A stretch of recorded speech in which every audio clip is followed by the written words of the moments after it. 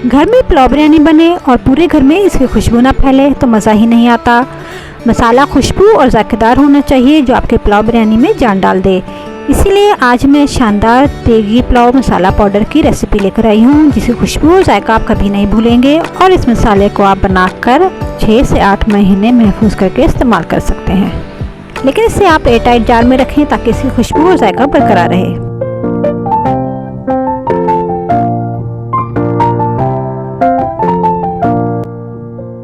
आइए खुशबूदार देगी पुलाव मसाला बनाना शुरू करते हैं। इसके लिए जो मसाले दरकार हैं वो मैं आपको बताती हूँ।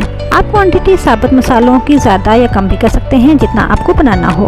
मैं जो चम्मच यूज़ कर रही हूँ ये नॉर्मल टेबल स्पून यानी खाने के चम्मच इस्तेमाल करते हैं, उसके 2 चम्मच के बराबर ये 1 चम्मच है। इसके हिसाब से मैं तमाम अज्जा लूँगी।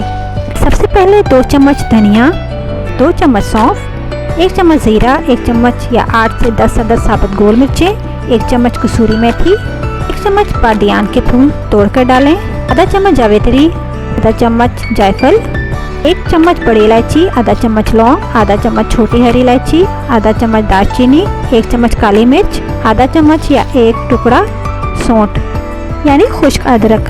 इन सबको ब्लेंडर में डालकर पीस लें, लेकिन याद रहे इसे बिल्कुल बारीक नहीं करना, हल्का दरदरा यानी थोड़ा मोटा रखना है। 1 किलो चावल में इस मसाले का 1 खाने का चम्मच डालना है।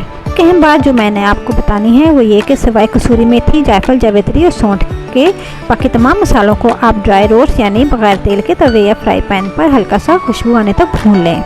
इससे इनकी लाइफ बढ़ जाती है। और इसके अंदर थोड़ा सा ज़ीरा, थोड़ी सी साबुत लौंगे, थोड़ी सी साबुत काली मिर्चें डाल दें और इसे किसी एयर टाइट जार में महफूज कर लें। इतनी शानदार रेसिपी पर एक लाइक तो बनता है, जल्दी से लाइक कर दें और अपने प्यारे दोस्तों को शेयर कर दें। चैनल को सब्सक्राइब और बेल आइकन को दबा दें।